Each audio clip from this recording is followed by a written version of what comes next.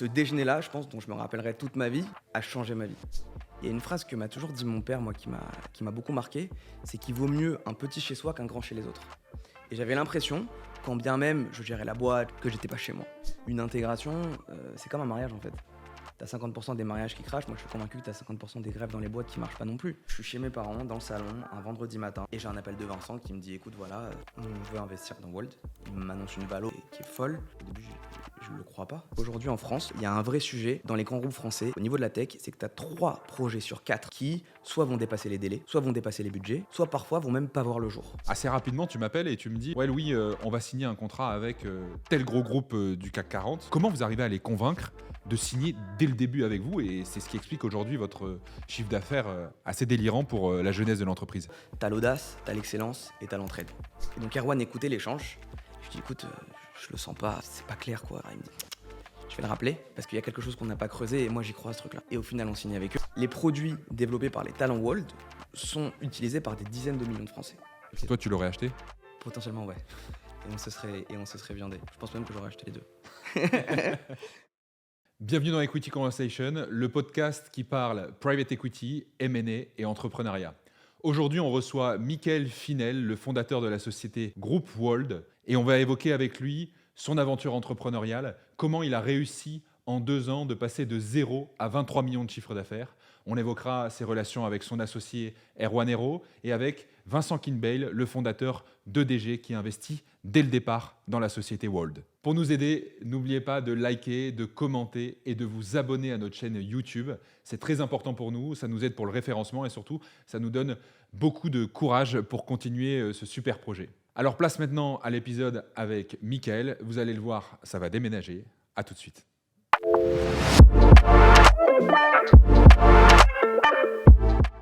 Salut Mickaël. Hello Louis.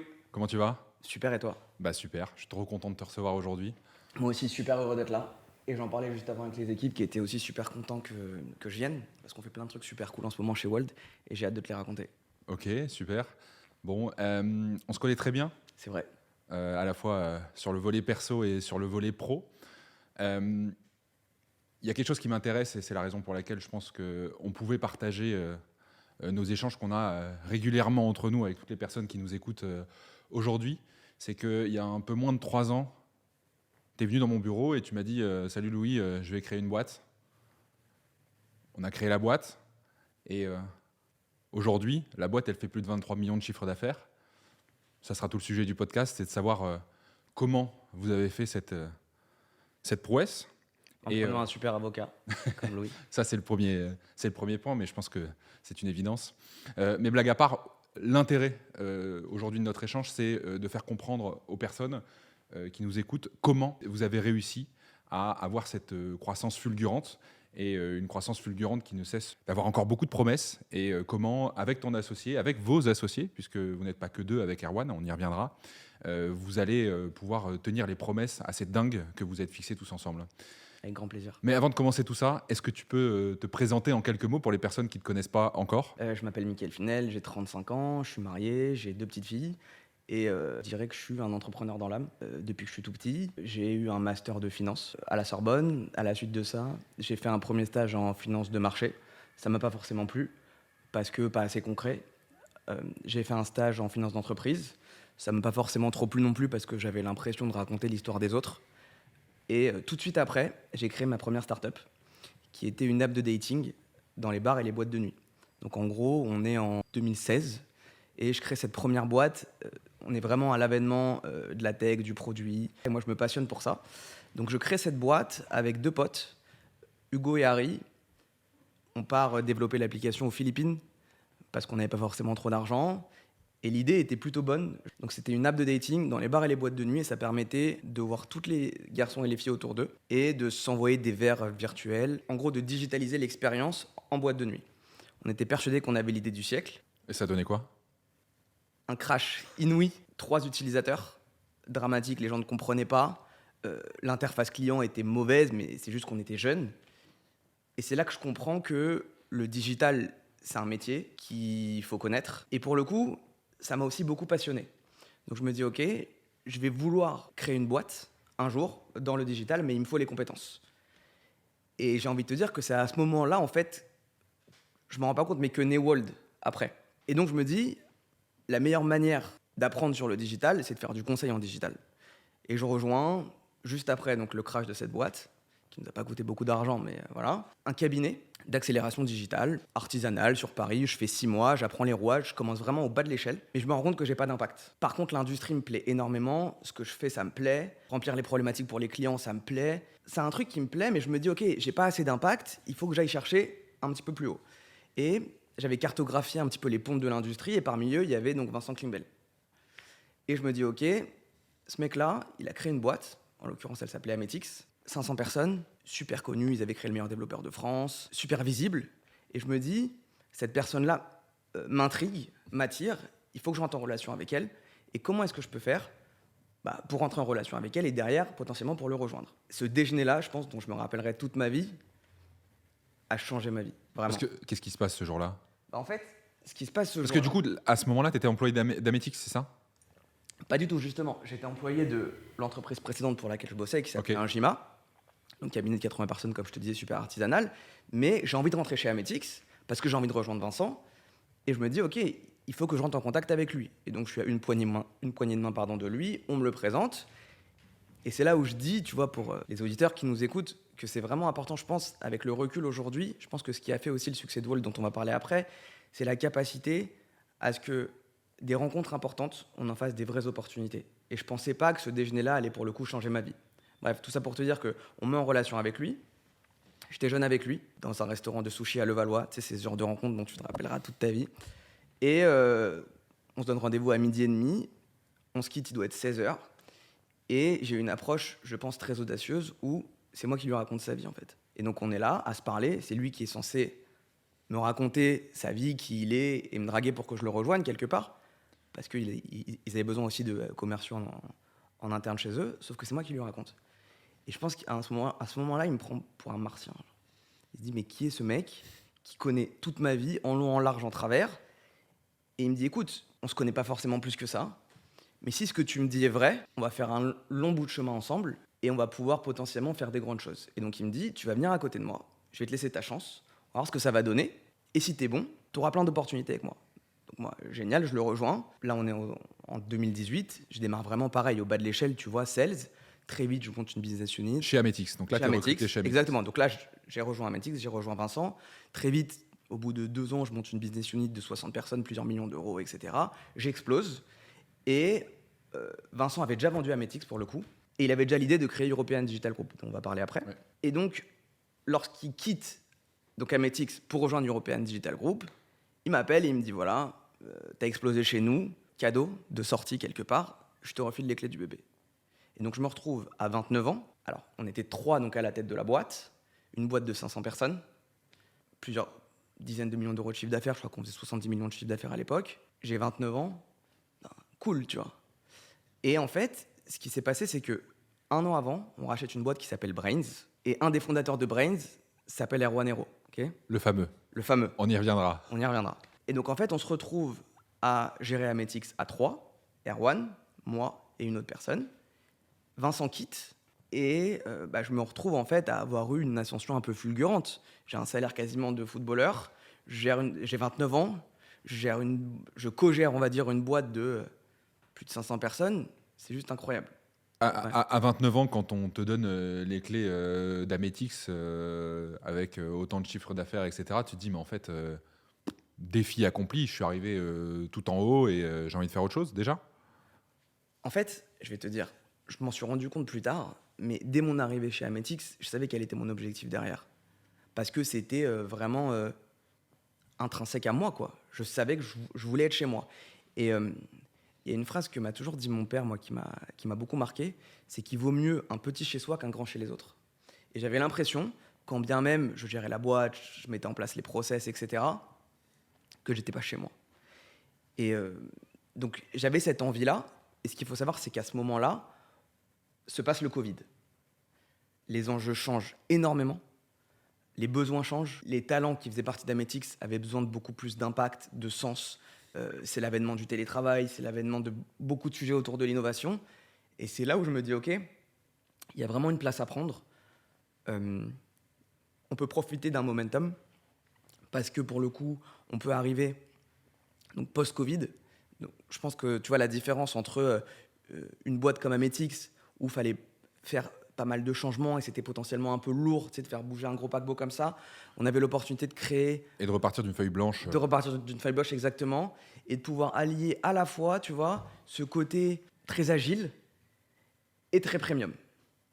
Et c'est comme ça qu'on a eu l'idée de créer Wold avec Erwan. À un moment donné chez Ametix, donc ça faisait 2 ans qu'on gérait la boîte à 2, à 3. On avait été un peu absorbé par donc La Poste avec leurs filiales, etc. Et on Oui, devenait. parce que pour revenir un peu sur l'historique d'Ametix, Yes. Vincent Kingbay, qui est le fondateur d'Ametix, Ouais. vend la société à La Poste. Et donc vous êtes intégré au groupe La Poste. Exactement. Exactement. Enrichissant, intéressant, parce qu'on se rend compte que une fusion, une absorption, tu peux appeler ça comme tu veux, c'est lourd. Et la greffe, elle prend pas toujours. Donc même pour nous aujourd'hui, avec le recul en tant qu'entrepreneur, on se rend compte que cette expérience-là, elle a été super formatrice pour nous. Et potentiellement, il y a eu certaines choses qui ont bien marché, d'autres erreurs. Mais Donc aujourd'hui, on c'est prend recul. l'intégration de deux boîtes qui font l'objet d'une opération de M&A ensemble, Exactement. qui nécessite beaucoup de liens humains pour faire en sorte que la greffe prenne. Exactement. Ok. Tu sais, une intégration, c'est comme un mariage en fait. Tu as 50% des mariages qui crachent. Moi, je suis convaincu que tu as 50% des greffes dans les boîtes qui marchent, qui marchent pas non plus. Mhm. Pourquoi ? Parce que quand tu agrèges deux boîtes, il faut que chacune soit claire sur leurs valeurs, leur positionnement, leurs envies, là où ils veulent aller, Ouais. et aligner les objectifs Ça, des c'est deux sociétés. Ça, c'est super intéressant là-dessus. Tu étais intéressé au capital dans le cadre de l'opération ou Pas pas du du tout. tout? Ah, c'est peut-être ça qui a fait que Ouais. du coup, il y avait un désalignement d'intérêt assez fort. C'est très probable. Et en effet, tu vois, peut-être que si on avait eu un earn-out par la suite ou quelque chose comme ça, on aurait été un peu motivé différemment. Oui, si tu avais été incentivé au capital, si tu avais eu des stock options au sein du Possible. groupe ou au sein de la société, probablement qu'effectivement l'alignement d'intérêt sur les surperformances que vous faisiez, etc., t'aurait donné peut-être plus d'envie de continuer l'histoire dans le groupe La Poste.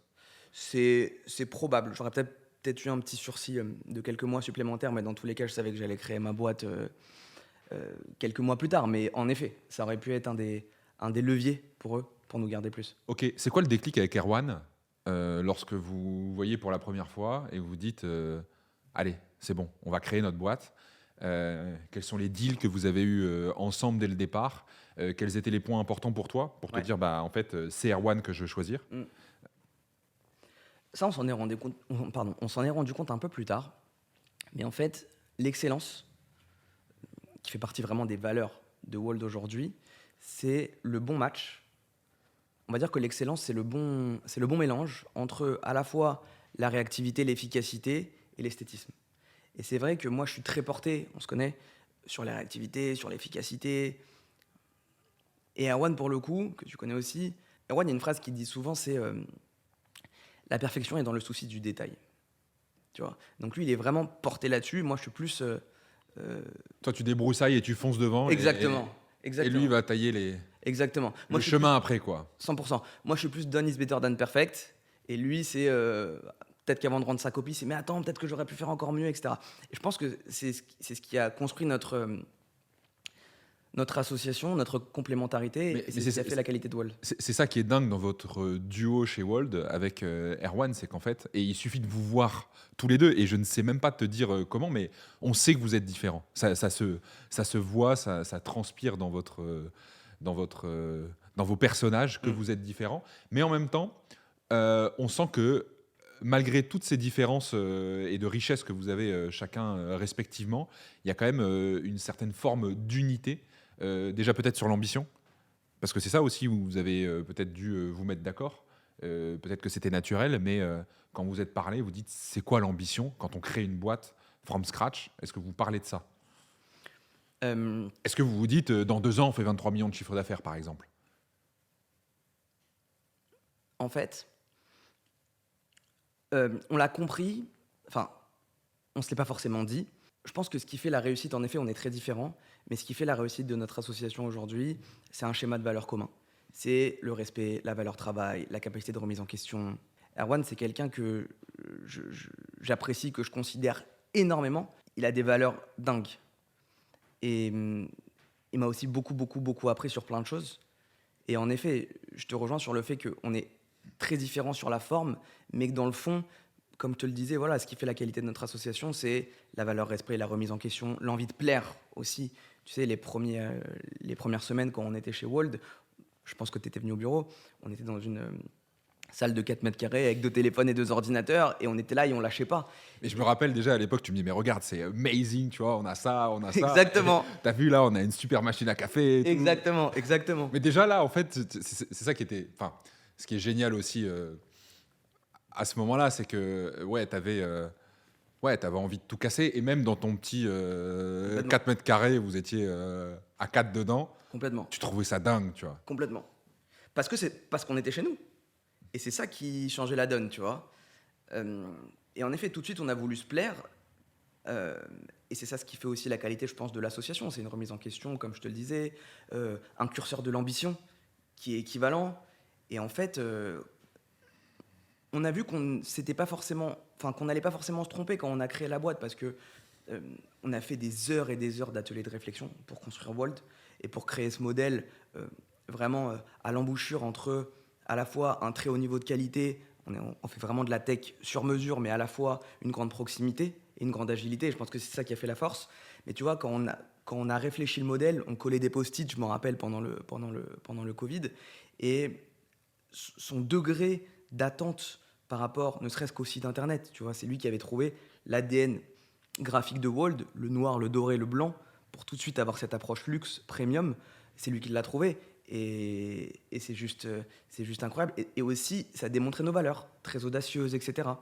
Et pourquoi Wold, quand vous créez la boîte, pourquoi vous l'appelez Wold? Parce que Wold, c'est la contraction entre bold et world. Donc en fait, c'est be bold in your digital world. Nos valeurs. Audacieux. Ouais, voilà, l'audace, l'excellence et l'entraide. Tout simplement, voilà, ça c'est nos valeurs. Et en fait, on cherche un nom qui claque. Et tu vois, c'est énorme parce que, pour le coup, quand on a construit Wold et qu'on a acheté le nom de domaine, moi je tenais vraiment à ce qu'on s'appelle Groupe Wold. Alors qu'on était 2, tu vois. Et donc voilà, et Je comme pense tu as qu'à dit. à partir de 2, on peut dire qu'on est un groupe. Complètement. Fondamentalement, t'as pas tort. Complètement. Mais tu vois, Erwan, il voulait vraiment beaucoup plus cette approche start-up. Mais moi, je voulais vraiment ce truc go big or go home, quoi. Tout de suite, on y va et on avance fort. Et c'est ce qu'on a réussi à faire avec Montefiore et EDG tout de suite. Tu avais déjà été douché par la première expérience entrepreneuriale de dating. Là, tu t'es dit, Ah ouais. celle-là, je la rate pas, tu vois. En fait, t'as raison. Et en fait, je vais te dire une chose. Le risque, il était tellement limité. En gros, on se dit, OK, il y a un momentum incroyable post-Covid. Et tu vois, quand je te parlais de Vincent Klingbeil qui a changé ma vie, il a changé ma vie une deuxième fois, en fait, parce qu'à la base, EDG rentrait pas dans l'équation Wold, en fait. Et je me rappellerai toute ma vie, c'est comme le déjeuner que j'ai fait avec Vincent. Toute ma vie, je me rappellerai un vendredi matin où je suis chez mes parents. Voilà, attends, avant que tu racontes Pardonne-moi. ça, je vais juste raconter un peu ce qui s'est passé, puisqu'en fait, vous avez créé la société Group Wold, et immédiatement après, il se passe un truc sur votre capital et il y a quelqu'un qui rentre au capital. Et ça, c'est finalement le troisième associé qui rentre dans l'aventure. Exactement. Et maintenant, tu vas nous raconter comment c'est passé. Franchement, dingue. Je suis chez mes parents, dans le salon, un vendredi matin, il doit être 10h du matin. Et j'ai un appel de Vincent qui me dit, écoute, voilà, on était vraiment aux prémices de DG. Il avait racheté 2 ou 3 boîtes. Donc EDG, pour ceux Pardon. qui ne le savent pas, mais si vous suivez le podcast, normalement, vous devriez connaître. Du coup, je vous renvoie à l'épisode qu'on a fait avec Edwina Basile sur la réussite des process M&A, puisque Edwina est directrice M&A chez EDG, qui est un groupe qui vient fédérer tout un certain nombre d'entreprises dans le digital. Et Vincent est le fondateur de EDG, et c'est là qu'il t'appelle un samedi matin, du coup. Un vendredi matin, exactement. Un vendredi, pardon. EDG, en fait, aujourd'hui, aujourd'hui c'est 28 boîtes, mais à l'époque c'était en effet 3 boîtes. Et il m'appelle, il me dit voilà, on veut investir dans Wold. EDG veut prendre des parts dans Wold. Et au début, je ne le crois pas. Il m'annonce une valo que tu connais qui est folle. J'appelle Erwan, je lui dis t'es assis ou pas? Il me dit ouais, vas-y, dis. Je dis bah voilà, EDG veut rentrer chez Wolt. Donc comme tu le sais, la négo, elle n'a pas forcément duré trop longtemps parce qu'on était super motivés. Après, tu nous as mis quelques garde-fous quand même nécessaires. Mais ouais, et donc en fait, c'est là où tu te rends compte que ce déjeuner que je fais à Levallois 5 ans plus tard a changé ma vie pour des décennies, tu vois. Donc, Et quand tu dis EDG investi dans Wold, ouais, bon, comme on l'a dit, Wold, on venait de le créer 3 Ouais. semaines avant. ouais. En fait, c'est pas dans Wold qu'il investit. C'est C'est pas sur toi et Erwan. Parce complètement. qu'ils ont Vincent a une confiance dingue Ouais. dans votre capacité à réaliser le rêve que tu lui as pitché 5 ans avant. Exactement. Parce qu'il nous a vu travailler et parce qu'il avait confiance en nous. Mais en effet, il investit sur un PowerPoint, quoi. Sur une proposition de valeur qui, pour le coup, déjà était très forte. Et il a confiance. Et en effet, ça nous a permis d'aller beaucoup plus vite, beaucoup plus haut, de se poser beaucoup de questions. Juste pour revenir sur EDG, c'est important, je pense. EDG, ça fait partie aussi de notre proposition de valeur indirecte chez Wolt. Et c'est ce qui fait aussi que les talents se sentent bien chez nous et que les clients nous font de plus en plus confiance. En fait, Vincent, il a réussi à faire un truc incroyable. C'est aujourd'hui, donc EDG, European Digital Group, c'est 28 sociétés, toutes ultra spécialisées mais ultra complémentaires dans l'accélération digitale. Nous, on a la chance de porter l'offre conseil du groupe. Tu vas avoir Medsys dans la cybersécurité, tu vas avoir AdsUp sur l'acquisition de trafic, voilà, Follow. on peut en citer plein, et des entrepreneurs hors normes. Mais ce qui est dingue chez Vincent, c'est d'avoir réussi à aligner les intérêts de 28... Enfin, tu as beaucoup d'associés, donc au final, c'est peut-être 200 entrepreneurs. C'est juste incroyable. Et je trouve sa force, quand tu fais appel à un mastodonte du conseil, que tu fasses appel à lui sur du marketing, de la tech, de l'IA ou ce que tu veux, c'est le nom du cabinet qui va ressortir. Alors que lui, le choix qu'il a fait, c'est de garder l'ADN de chacune des boîtes. Tu vends pas une présentation à tes clients, tu vends pas EDG. Exactement. Tu vends Wold Wold. et tu vends ton équipe. Exactement. Avec son savoir-faire, avec ses compétences, avec sa vision du marché, avec son historique, avec ses process. Et c'est là où c'est très... C'est là où il a compris un grand truc. Bah, c'est vrai que c'est marrant parce que tu nous disais, moi je veux vraiment être chez moi, je veux avoir ma maison chez moi. Alors c'est vrai, tu crées ta boîte, mais en fait, immédiatement après, tu fais rentrer un fonds d'investissement. Ouais. Mais du coup, le fonds d'investissement, qu'est-ce que ça change pour toi au quotidien, au début? Est-ce que c'est contraignant? Est-ce que tu te sens dans une situation où tu te sens un peu moins libre que tu l'aurais été seul? C'est quoi au quotidien le fait d'avoir un fonds d'investissement dans la relation que tu as avec EDG? En fait, ce que je trouve génial, c'est que EDG aujourd'hui nous permet, après 3 ans de boîte, hein, donc c'est quand même jeune, de passer de top sales à capitaine d'industrie. Pourquoi ? Parce qu'en fait, ce qu'il faut savoir, c'est que EDG, alors on a pas mal de points avec eux, on va dire des points mensuels, mais qui vont nous permettre de se poser beaucoup de questions, de réfléchir à la stratégie, de réfléchir le management, de réfléchir à la communication, de faire parler les chiffres, beaucoup plus analyser la data. Et donc en fait, ça nous permet de prendre du recul, de lever la tête du guidon et de se dire, OK, il y a peut-être un axe de travail là-dessus. Et ça nous permet de se remettre en question. Ça, c'est vraiment l'avantage que tu as quand tu as un fonds d'investissement au capital. Et pour le coup, vraiment, EDG le fait très bien. Et aussi, l'avantage qu'a EDG, c'est cette matrice d'accompagnement niveau holding. En fait, EDG a, niveau siège, une équipe commerciale pour apporter des leads et des projets aux filiales. Donc vous avez un support groupe qui vient vous aider au quotidien sur le développement de votre boîte. Exactement. Tu vas avoir donc les équipes d'Edwina sur le M&A. Donc on peut nous envoyer des dossiers M&A. Tu vas avoir du monde au marketing et à la com. Tu vas avoir du monde à la finance. Donc en fait, ça te permet aussi de structurer indirectement ta boîte. Et surtout, nous, ça nous permet avec Erwan, tu vois, de relever la tête et de se dire, OK, il y a peut-être tel enjeu, tel axe de réflexion, etc. Et nous, on a besoin, et c'est comme ça qu'on fonctionne. Je pense que c'est ce qui fait aussi la réussite de Wold, et c'est la raison pour laquelle nos clients sont super satisfaits. C'est qu'en fait, on se remet énormément en question. Tu vois, typiquement, donc là, on a atteint un volume de chiffre d'affaires conséquent. Et je pense que malgré tout, et tu vois, quand on parlait du socle de valeurs communes avec Erwan, on se remet beaucoup en question. Et donc là, on a pris la réflexion de se faire accompagner par des coachs, des coachs en marketing, des coachs sur le management, des coachs pour former des communautés en interne, etc. Je n'ai pas forcément pu développer ce qu'on faisait chez Wall, qui on était, etc. Mais on avait atteint une certaine première étape. Et là, on se dit, OK, si on a envie de passer cette deuxième étape-là, comment est-ce qu'on peut faire, comment est-ce qu'on peut se structurer, etc. Et c'est vraiment à la fois très rassurant pour nos clients et nos talents on le voit au quotidien, tu vois. Ok. On a beaucoup parlé du coup du parcours et qu'est-ce qui vous a amené à créer Wold. Mm. Mais alors je vais dire peut-être un truc qui va t'énerver, mais beaucoup vous comparent à une SS2I. Ouais. Je sais que ça t'ennuie un peu de dire que Wold est une SS2I. D'ailleurs, tu vas nous expliquer qu'est-ce que Ouais. c'est qu'une SS2I et pourquoi vous n'êtes pas une SS2I ou pourquoi vous n'êtes pas une SS2I comme une autre. Alors, Qu'est-ce que c'est qu'une SS2I? Ouais. Pour les gens qui nous écoutent, une SS2I, c'est une société de services en ingénierie et en informatique.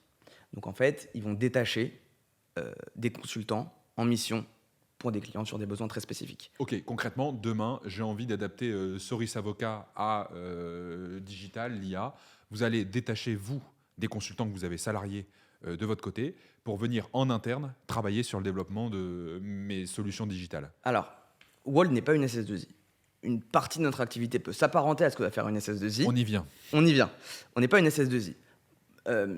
Wold, donc le cabinet qu'on a cofondé avec Erwan et EDG il y a 3 ans et demi, on accompagne nos clients, les grandes entreprises françaises, dans leurs projets d'innovation digitale.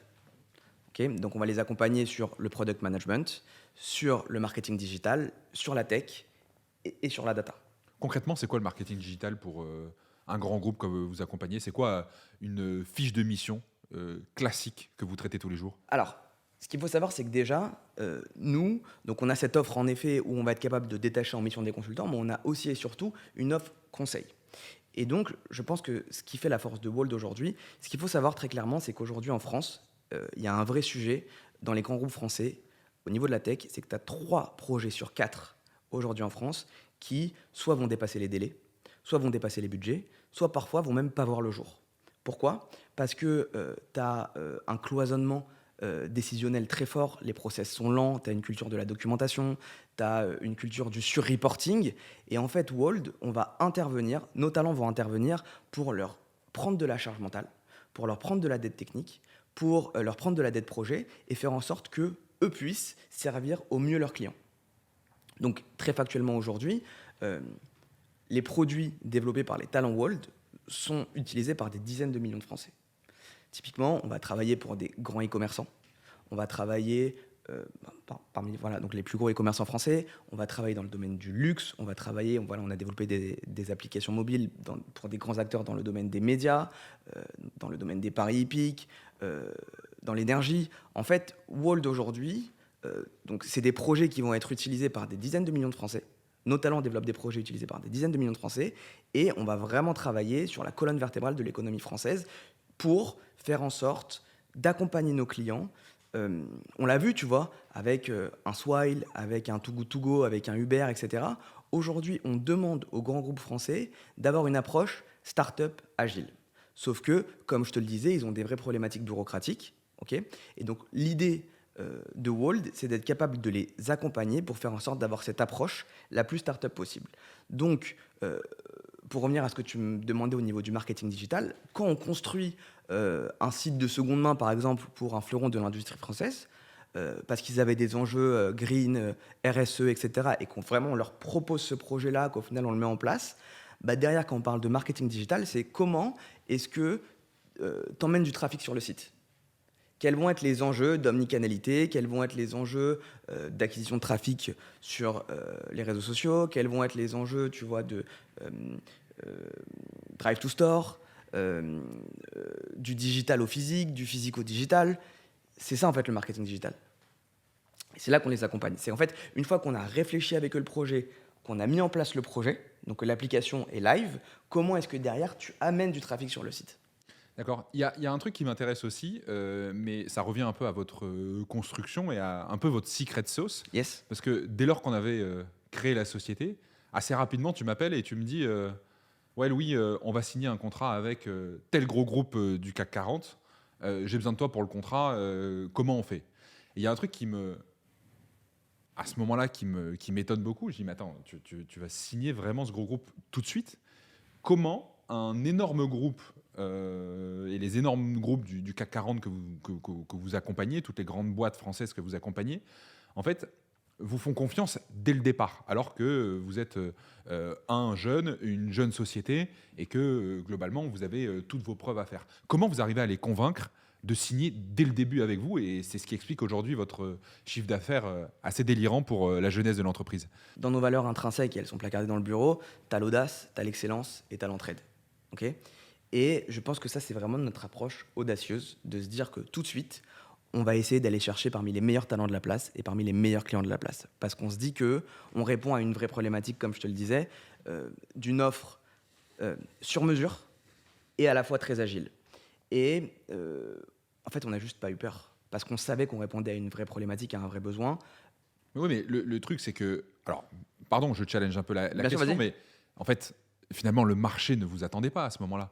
Puisque des grands groupes qui répondent déjà à toutes ces questions, à ces problématiques, enfin, c'est pas ce qui manque. C'est-à-dire qu'en gros, vous étiez sur des appels d'offres à côté de boîtes qui ont 20 ans Ouais. d'expérience, 20 ans d'existence, avec des senior managers à mettre sur leur plaquette, etc. Comment les mecs signent avec Erwan et Mika qui viennent de lancer leur boîte? Ouais. Tu vois, ça se joue au Ouais. moment où vous allez vendre votre offre, avec Ouais. l'énergie que vous avez. Tu vois, tout de suite, on crée le club Metaverse qui est devenu après le club Inno. Donc, au bout de quelques semaines de boîte, on a créé une des plus grandes communautés en France autour de l'innovation. Tu vois, pour tout de suite avoir cet ancrage très fort. Et je pense aussi, surtout, que ce qui a fait la différence, c'est que, alors, tu parles des grands groupes, on a vraiment essayé de mettre en avant l'aspect humain. Quand tu te rends compte qu'avec l'avènement de l'IA, qu'il y a un nivellement par le haut des compétences techniques, forcément, tu vois, parce qu'aujourd'hui, les compétences techniques, elles vont devenir à terme un peu une commodité, parce que l'IA peut t'abreuver en contenu technique, et que tu fais comprendre à ton client que tu comprends les problématiques et que tu vas lui mettre le bon talent au bon endroit pour délivrer son projet. Je pense que ce qui fait la différence, t'ajoutes à ça une envie très forte. Et je pense que ça joue aussi de dire à tes premiers clients, écoute, voilà quelle est ma proposition, et en plus de ça, J'ai faim. non, pas forcément j'ai faim, mais j'ai vraiment envie que ça le fasse. Et je pense que c'est ce qui fait notre réussite aussi, c'est qu'en fait, on se rend compte que il n'y a pas plus gratifiant pour nous qu'un projet qui réussit, il n'y a pas plus gratifiant pour nous que un talent qui nous est coopté par un autre talent et qui nous dit écoutez les mecs, franchement, c'est incroyable ce qui se passe chez vous, je veux faire partie de l'aventure. Je pense que c'est vraiment, c'est pas forcément qu'une question d'argent, tu vois, c'est vrai, ni de réussite ou quoi que ce soit. C'est vraiment l'idée de se dire ok, je réponds. Tu vois, on parlait un peu du sujet problem solver que j'avais depuis que j'étais tout petit. C'est vraiment ok, je réponds à une problématique à un instant T. Et en fait, on a fait confiance à nos talents, on a fait confiance à Walt. En tant qu'entrepreneur, c'est juste dingue, quoi. Depuis que tu as créé Je sais Wold. pas si j'ai bien répondu. Non, non, c'était ta réponse. Ok, c'est vrai. C'était ma question. C'est vrai. Euh, Avec mes réponses. Depuis que tu as créé Wall, c'est quoi le projet dont tu es le plus fier? S'il y en a un à retenir. Le projet dont on est le plus fier. J'en ai deux, particulièrement. Un fleuron de l'industrie française qui a des sujets RSE, qui a besoin d'avoir plus d'impact et qui nous dit voilà, on a besoin de construire un projet environnemental, mais qui va bien sûr toucher au digital et qui pourrait aussi nous ramener du business. Et c'est là où on réfléchit, on leur fait plusieurs propositions et au final on part sur un site de seconde main où en fait tu peux vendre tes anciens produits de la marque, donc les revendre sur la plateforme, et derrière tu as le droit, enfin tu récupères des tokens que tu peux utiliser sur le site e-commerce, et donc en fait tu réinjectes dans l'économie de l'entreprise. Ça c'est incroyable, parce qu'en fait, déjà, on a proposé quelque chose qui a été accepté par le client, et quand c'est vrai que tu vois que le projet délivre, que ça plaît, que tu as répondu aux différentes problématiques, notamment en termes d'impact, d'écologie, etc., et que surtout, les talents sont super satisfaits d'avoir construit ça, et le client te dit, bah écoute, c'est juste incroyable, parce que c'est identiquement ce qu'on avait besoin.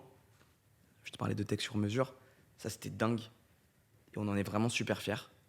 Et un deuxième projet, on a accompagné un grand groupe français dans les cosmétiques pour son arrivée à Dubaï, au bout de 6 mois de Wolt. Attention, ça on est capable de le faire parce que on a 15 ans de boîte à deux, tu vois, juste avant. Ça, c'est un use case ultra intéressant pour Ouais. ceux qui nous écoutent. Il y a un grand groupe français de la cosmétique qui s'installe à Dubaï. Ouais. À quel moment ils se disent j'ai besoin de Wold et comment vous allez les accompagner pour justement atterrir de manière sur un terrain de velours pour qu'ils puissent déployer leur business là-bas. Comment vous agissez pour ça? Elle est assez drôle cette histoire parce que ça, pour le coup, Vincent un jour m'appelle et me dit écoute, j'ai un client qui travaille pour tel grand groupe et qui a besoin de développer une application Digital In-Store pour pour ce client-là à Dubaï. Et donc je prends le call et on est vraiment aux prémices de Wall, tu vois. Et donc on a vraiment cet enjeu en fait, on n'a pas de temps à perdre. Et ça dure 30 minutes l'échange, je me rends compte que c'est vraiment opaque, c'est pas clair, etc. Et je suis sur haut-parleur. Et je termine le call, et donc je suis à côté d'Erwan et je lui dis écoute, j'étais au téléphone avec quelqu'un qui a un sujet super opaque, j'ai pas trop bien compris, Digital In-Store, au Middle East, etc. Et franchement, on n'a pas de temps à perdre avec ça, quoi. On va bosser pendant 2 mois sur une proposition. Derrière, on doit délivrer et on doit rentrer du chiffre tout de suite. Digital In-Store, pour ceux qui nous écoutent, Pardonne-moi. ça veut dire quoi? En gros, c'est toutes les tablettes en magasin. Ok. Donc en gros, tu arrives dans la boutique, tu as toutes les tablettes en magasin, Ouais, tu peux donc le commander, aller numérique, commander à la ils caisse. ouvrent leur boutique et Exactement. ils ont besoin au sein du magasin d'avoir des tablettes pour pouvoir améliorer leur expérience client. Exactement. Ok. Et en fait, donc Erwan écoutait l'échange. Et je dis écoute, je le sens pas, c'est pas clair, quoi. Et franchement, on n'a pas le temps à perdre avec ça, etc. Il me dit je vais le rappeler parce qu'il y a quelque chose qu'on n'a pas creusé et moi j'y crois à ce truc-là. Et donc il le rappelle et au final on signe avec eux. Tu vois, c'est quand on parlait de la de la complémentarité entre Erwan et moi, c'est un vrai cas concret, quoi. Et en fait, il le rappelle et il termine bien l'échange. Et au final, on se rend compte que, en effet, il y a un vrai sujet à faire, un vrai projet à faire. Et aujourd'hui, donc on a pu les accompagner à Dubaï sur toute la partie, comme je te disais, voilà, Digital In-Store, donc les tablettes en magasin pour aller acheter en caisse, etc.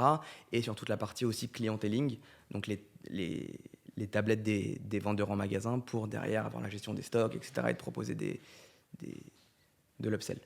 Donc ça, c'est un projet dont on est vraiment très fiers. Surtout qu'on a fait aussi un peu intervenir l'IA pour tous les enjeux de traduction. Aujourd'hui, l'IA, c'est super intéressant là-dessus. Nos clients, tu vois, pour leur catalogue produit, etc., payent des millions d'euros à des traducteurs. Et en fait, nous, on a pu intégrer l'IA, ce qui leur permet de gagner un argent monstre et de traduire dans des dialectes vraiment très spécifiques, type thaïlandais, hollandais, tu vois. Je sais pas si on peut appeler ça des dialectes, mais Ouais. voilà. Les Hollandais qui nous écoutent seront très contents. Pardon pour les Hollandais, mais tu vois. Et ça, c'est un des use cases IA qu'on a implémenté récemment et qui est vraiment super intéressant. Et c'est important aussi pour moi de te parler du Club Innovation, parce que tu demandais qu'est-ce qui a fait la réussite, qu'est-ce qui a fait que ces clients nous ont fait confiance. Quand on crée le Club Inno, on a quelques semaines. Et on crée une des plus grandes communautés autour de l'innovation aujourd'hui en France. On a eu des intervenants incroyables. On a eu le directeur de l'innovation de chez Lacoste, de chez Showroom Privé. On a eu des gens de chez Ledger. On a eu des gens de chez Ariani, tu sais, les Digital Product Passport. Peut-être pour ceux qui nous écoutent, si tu veux que j'explique ce qu'est Ariani, le Digital Product Passport. Parce que c'est vraiment intéressant. C'est un vrai use case intéressant. En gros, c'est une législation européenne.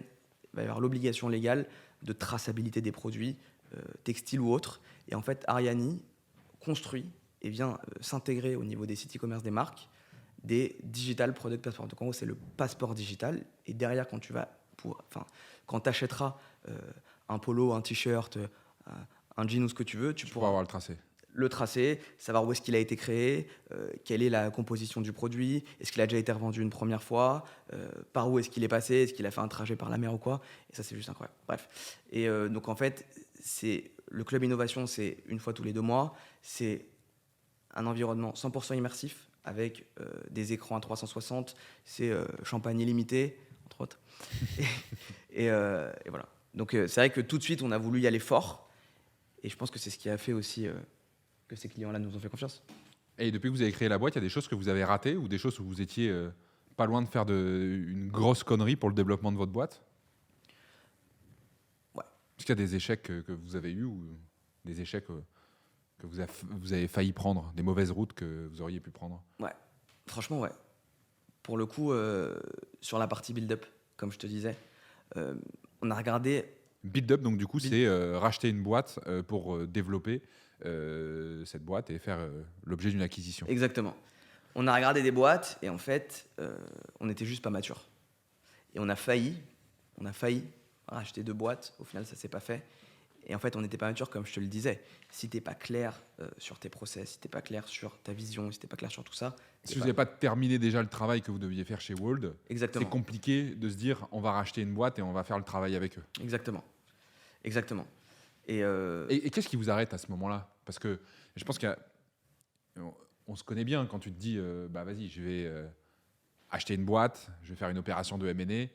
C'est difficile à un moment que tu t'es dit que tu allais le faire, de reculer. Qu'est-ce qui te dit vraiment vas-y, on n'y va pas, on le fait pas? beaucoup d'échanges avec Erwan, parce qu'il est vraiment excellent là-dessus. Il a une capacité d'adaptation qui est Toi, tu l'aurais acheté? potentiellement, ouais. Et on se serait viandé. Mais ouais, complètement. Je pense même que j'aurais acheté les deux. Mais ouais, non, complètement. Je pense que Erwan a énormément joué là-dessus.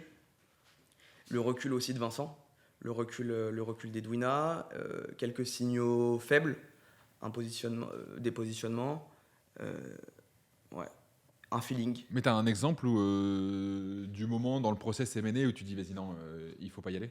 À la fin du process, quand la due deal était déjà bien avancée, on avait analysé le portefeuille client, on avait analysé les différents positionnements, un sujet organisationnel. En fait, l'organisation cible était pas claire, pas définie, et on n'arrivait pas à faire en sorte que, alors, on devenait 4 dans l'organisation cible, et on n'arrivait pas à trouver le hack pour faire en sorte qu'il y ait cette symbiose-là et aligner les intérêts de chacun. Et c'est ça, je pense, Le qui a même fait problème bloquer. qu'il y a eu à l'époque, peut-être avec la Poste Ametix. Exactement, exactement. Et je pense que c'est ça qui a fait qu'on l'a pas fait. Mais c'est quand même intéressant, tu vois, d'avoir le recul. Après, je pense aussi ce qui a joué, c'est le deal flow qu'on avait chez nous en interne. En fait, ce qu'il faut savoir, c'est que quand Macron appelle les patrons du CAC pour emmener du business à Mistral AI, quand tu as Vincent au capital de ta boîte, Vincent, c'est le meilleur VRP possible. Et donc, en fait, à ce moment-là, il nous emmenait tellement de deal flow à cet instant précis, tu vois. Alors après, bien sûr, on a nos équipes, on a nos équipes en interne, mais pour le coup, sur ce moment-là, il nous amenait tellement de deals que aussi peut-être on s'est dit, ok, traitons l'existant, faisons en sorte d'apporter encore plus de valeur à nos talents, d'apporter encore plus de valeur à nos clients, et puis après, le momentum viendra. Et du coup, les cibles que vous aviez, c'est des cibles qui faisaient exactement la même chose que vous, ou qui avaient un élément différenciant? C'était quoi votre stratégie à l'époque quand vous vous êtes dit on va faire un build-up? Alors, il y en avait une qui avait un positionnement très orienté product management et l'autre très tech. Donc les deux venaient compléter l'offre. Maintenant, comme je te disais, c'est un sujet de greffe. Comment est-ce que tu viens raconter l'histoire et surtout comment tu ne dévoies pas ton offre. Nous, vraiment, le sujet qu'on avait, c'est comment est-ce que tu t'assures de ne pas dévoyer l'offre Wolt. Et comment est-ce que tes clients, comment est-ce que tes talents vont appréhender la chose et comprendre là où on veut aller. Et c'est complexe. C'est vraiment complexe. Donc franchement, les deux auraient pu compléter l'offre World. Maintenant, c'était juste pas le moment, je pense. Ok. Vous avez une croissance skyrocket, comme on l'a dit tout à l'heure. Qu'est-ce qui vous permettra de durer dans le temps? C'est quoi, selon toi, la recette qui fera que Wold pourra durer avec une croissance soutenue sur le long terme? Toujours se remettre en question. Tu vas toujours se remettre en question. Là, on a construit des communautés en interne, on fait de l'intervision. En gros, l'intervision, c'est un concept qu'on a mis en place chez nous qui est juste génial. C'est que on fait se regrouper nos talents par petits groupes de 10 personnes. Ils vont évoquer un cas d'usage concret qu'ils ont pu voir chez un client. Et derrière, ils échangent par rapport à leur retour d'expérience. Et donc, en fait, ils ressortent de là bourrés d'énergie et bourrés de savoir pour aller derrière accompagner au mieux nos clients. C'est ça. On doit, Erwan et moi, rester, quels que soient nos chiffres, quelle que soit notre croissance, très humble. essayer toujours de s'entourer des meilleurs. Comme je te le disais, tu vois, on a beaucoup de coachs en ce moment pour nous aider sur le marketing, sur la com, sur l'orga interne. Rester toujours très proche de nos clients et voir aussi d'un coin de l'œil ce qui va se passer sur le marché, parce que pour le coup, moi, la conviction que j'ai, c'est que 80% des jobs dans le digital en 2035 n'existent pas aujourd'hui. Tu vois ? Donc ça, c'est vraiment un sujet important pour nous. Mais ça t'empêche de dormir la nuit si tu penses que Franchement, c'est comme ça que ça va se passer. franchement, ça m'empêche pas de dormir de la nuit, mais Ça te préoccupe. ça me préoccupe énormément. Enfin, ça peut te préoccuper positivement, mais Ça me préoccupe positivement, complètement. Mais c'est très préoccupant, ouais. Parce que tu te dis que va y avoir une accélération incroyable, que tout va changer, et en fait, ça va être la sélection naturelle. Et nous, on veut rester, tenir, être en haut de la chaîne alimentaire. être en haut de la chaîne alimentaire, exactement. Donc pour ça, on doit rester très à l'écoute, mais à la fois très solide sur nos appuis, se remettre en question toujours, et garder ce haut niveau de service auprès de nos clients, cette proximité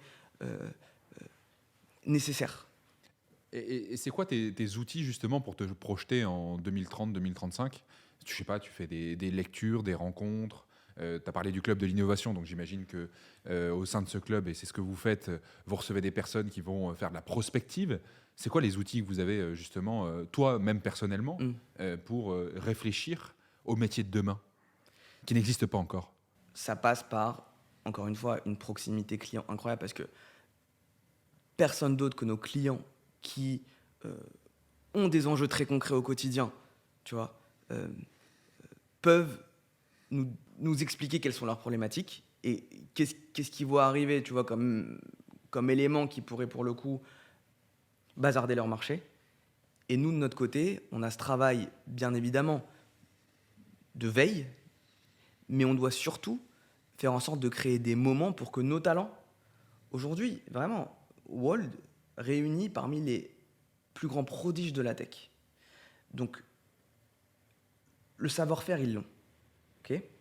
Maintenant, nous, c'est comment est-ce que tu leur crées des moments où ils vont pouvoir échanger, discuter, et comme tu le dis, être visionnaire, en fait. Et nous, notre job, c'est de faire en sorte de les réunir pour qu'ils puissent sortir de leurs échanges. Comment te dire ? Ce que sera la tech de demain, en fait. J'ai du mal à trouver le mot parce que c'est vraiment... c'est un gros sujet. Hein. Ouais. Ouais. T'essayes de trouver le... C'est un gros sujet. C'est un gros sujet. Quand on voit que l'IA générative peut donner des idées de nouvelles collections pour les grandes marques de luxe, waouh, t'imagines ? Ouais, ça peut être décourageant, mais le challenge, il est... Et je comprends que tu trouvais pas tes mots, tu vois, parce qu'en fait, le challenge qui est offert aux professionnels, nous c'est pareil dans notre métier d'avocat, si tu veux, il n'y a pas un jour où nous on se remet pas en question avec tout ce qu'on a sous les yeux. Et il faut emporter avec nous les collaborateurs qui nous accompagnent pour faire en sorte qu'ils se sentent aussi impliqués dans cette réflexion de se dire c'est quoi mon job de demain ? Comment moi demain en tant qu'avocat je vais être encore utile pour mes clients ? Ouais. Et il y en a qui se glacent de ça et qui se disent putain c'est mort en fait, il y a 90% des avocats qui vont passer l'arme à gauche, à la trappe, et on va plus avoir besoin de nous.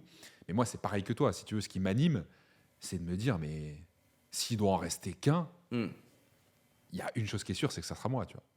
Et j'y arriverai pas tout seul, donc il faut emporter avec nous les équipes, etc. Et ça, c'est un vrai challenge aussi, parce qu'il y a le travail de prospective, où on se dit, comment je me positionne pour être, en 2025, l'avocat de 2030. Ouais. Comment j'ai une longueur d'avance. Ouais. Et surtout, comment j'arrive à le faire partager à mes collaborateurs, puisqu'en fait, on ne peut pas tout faire tout seul, et que évidemment, on le fait en équipe. Et c'est un gros challenge, et pour le coup, ça me préoccupe aussi beaucoup. Et je pense que là-dessus, on a beaucoup de batailles en commun pour notre génération, pour réinventer nos métiers de demain. Avec tout ce qui se passe aujourd'hui, moi je le vois comme une super opportunité. Tu parlais du fait que Wold avait les meilleurs talents de la place en digital. Comment vous avez fait pour les attirer ? On a parmi les meilleurs. Pas tous les meilleurs, mais on en a parmi les meilleurs. Ce qui laisse la place à ceux qui sont encore ailleurs que chez Wall de vous C'est vrai, rejoindre. de nous rejoindre, exactement, très vite. Écoute, comment on a fait pour les attirer? Comme je te le disais, tu vois, une très grande écoute, une très grande proximité, la capacité à aller chercher tout de suite parmi les meilleurs projets sur le marché. Et aussi, je pense que la différence, ce qui a fait notre réussite, c'est qu'on a vraiment mis l'humain au cœur de nos projets, au cœur de nos process. On essaie vraiment de comprendre les motivateurs de chacun. Tu sais, chacun est différent. Quand même, tu as des compétences un peu similaires. Il y en a qui vont être alimentés, drivés, je sais pas, tu peux dire ça comme tu veux, par l'argent, par le statut, par les relations sociales, par le fait de donner un sens, le fait de donner de l'impact. Tu sais. Et en fait, c'est un peu téléphoné ce que je vais te dire, mais des, des talents épanouis, c'est des projets réussis, tu vois. Et donc en fait, je pense que ça, ils l'ont vraiment compris, qu'on était là pour essayer de leur proposer l'écosystème qui leur permettra de s'épanouir au mieux, en fait. Et en fait, c'est un travail de très longue haleine parce que ça nécessite, comme je te le disais, de se remettre en question énormément, d'organiser beaucoup de moments, d'organiser beaucoup de réunions, d'organiser beaucoup d'événements. Tu sais, on a créé les dîners digitaux récemment, donc uniquement pour nos clients, donc on les fait se réunir tu vois, pour échanger sur des projets. Il y avait un effet Club Innovation, il y a l'organisation des communautés en interne, il y a beaucoup de soirées, beaucoup d'événements, et il y a un suivi. On est super proche de nos consultants. Et nos clients aussi, mais on est vraiment très proches. Ce qui a fait qu'ils nous ont rejoints, je pense aussi, c'est l'envie de faire bouger les choses qui transpiraient, quoi. Dont tu parlais tout à l'heure. Mais je pense que c'est ça. On va bientôt terminer ce podcast, mais j'aimerais bien qu'on revienne un peu sur toi. Tu as été dans le classement Choiseul parmi les 100 profils qui vont faire bouger la France dans les prochaines années.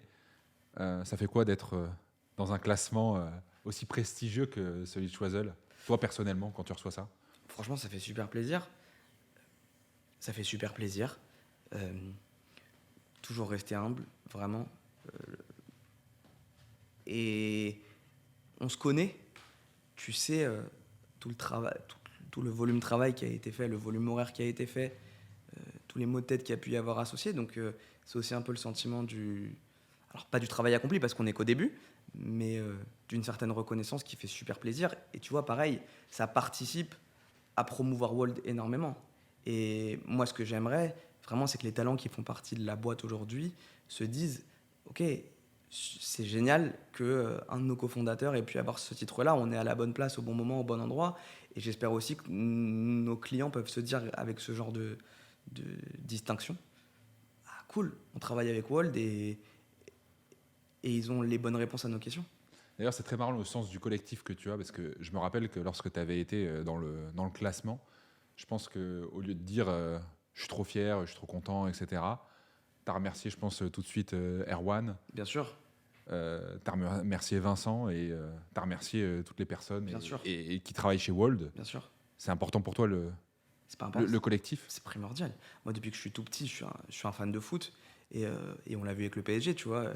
Le PSG qui fait tout pour Mbappé. Je me demandais si tu allais citer le PSG dans ce podcast. Bien sûr. Toi aussi, t'aimes bien le PSG. Une de nos idoles communes aussi aime bien le PSG. Non, et en fait, on l'a vu. Et un PSG qui joue 100% collectif, sans star, mais les uns pour les autres, bah en fait, ça cartonne. Mais ça n'empêche pas, tu vois, chez Wold d'avoir pas mal de désirs et doués quand même. Pour terminer, et puisque du coup on se disait que le travail n'était pas terminé, mais le jour où il sera terminé le travail, tu voudrais qu'on dise quoi sur Michael Finel, l'entrepreneur, à la fin de ta carrière? Si on devait retenir une chose. Ce que j'adorerais qu'on dise, c'est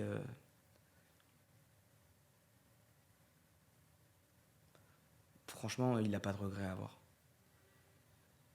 Il a fait. Parfois mal, forcément, mais il a fait. Est-ce que c'est pas la définition de l'entrepreneuriat, finalement? Si, complètement. Être un doueur, comme on dit. Exactement. Bon, super. On arrive à la fin du podcast. Merci beaucoup. Merci pour le partage. Franchement, Merci on à a toi. pu parler de tout ce qu'on voulait. J'ai eu l'impression que c'est comme les échanges qu'on avait entre nous à chaque fois qu'on C'est se vrai. parle et qu'on prend le vrai. plaisir d'avoir ces moments d'échange. Donc merci pour le Merci à partage. toi. J'espère que ça a plu à tous ceux qui nous regarderont. T'es dispo si tu as des personnes qui ont écouté ce podcast et qui se disent en fait son parcours entrepreneurial m'inspire. Avec, J'aurais besoin de ses conseils. Ou moi je suis un talent du digital et en fait j'ai pas encore rejoint World et il faut que je les rejoigne. avec Comment on grand te joint? plaisir. Avec grand plaisir. On reçoit pas mal de messages toutes les semaines avec Erwan et on rencontre tout le monde avec mille plaisirs.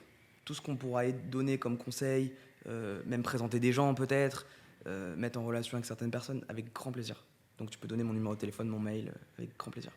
Formidable. Merci à toi. Merci à toi Louis, Franchement, c'était vraiment super cool. j'espère qu'on aura l'occasion de faire le deuxième épisode très rapidement pour J'espère raconter les nouvelles aventures de Michael Finel et de Wold.